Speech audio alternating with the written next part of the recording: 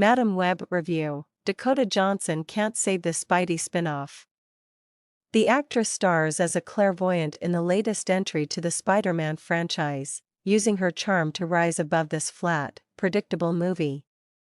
The only real bummer about Madam Web, the latest installment in the Spider-Man Chronicles, isn't that it's bad, but that it never achieves memorably terrible status.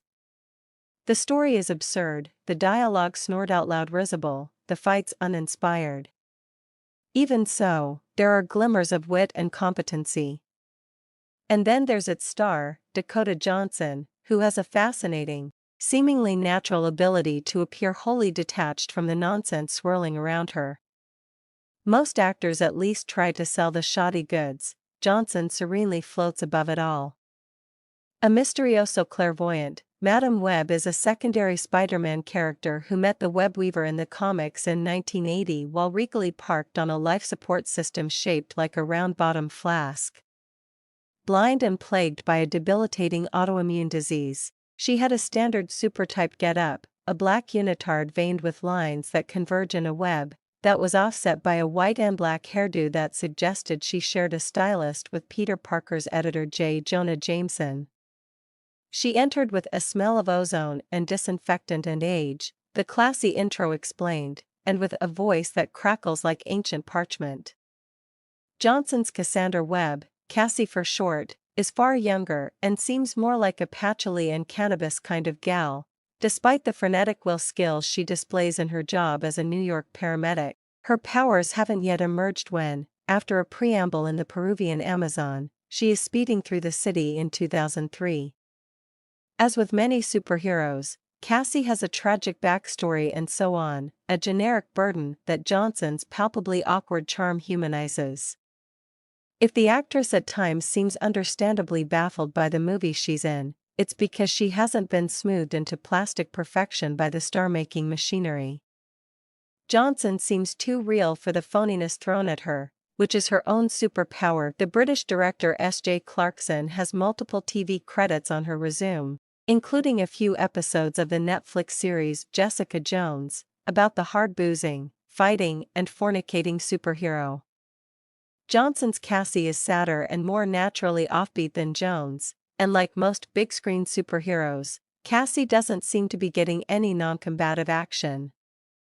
Yet she too doesn't fit easily in normal world. One of the better scenes in Madam Web happens at a baby shower, where Cassie inadvertently wipes the smiles off the faces of a roomful of women by talking about her dead mother. It's squirmy, funny filler. The guest of honor is Mary Parker, Emma Roberts, Spidey's soon-to-be mom, who chats with his future uncle, Ben, Adam Scott. Clarkson shares screenwriter credit with Claire Parker as well as with the writing team of Matt Sazama and Burke Sharpless, whose collaborations include a string of critically maligned box office fantasies, Dracula Untold, Gods of Egypt, The Last Witch Hunter and Morbius. That's entertainment.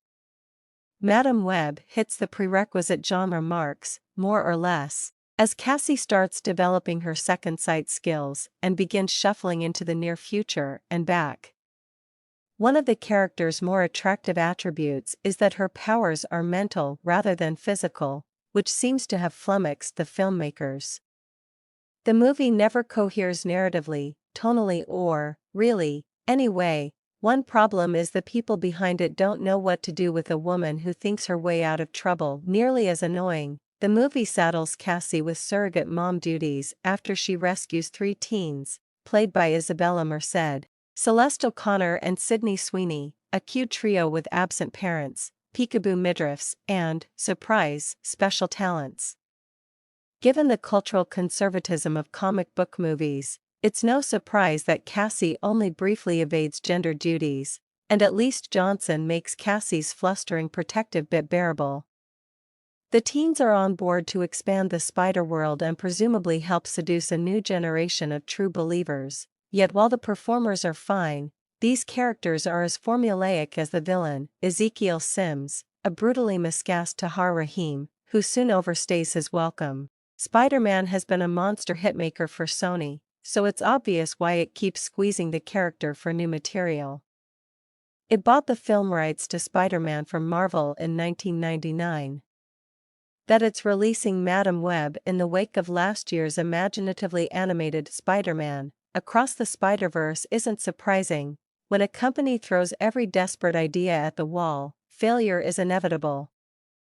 The most interesting thing about this particular one is that Johnson's performance lightly complicates the oft-repeated belief that when it comes to superhero movies, the intellectual property matters more than any star, Tobey Maguire, etc.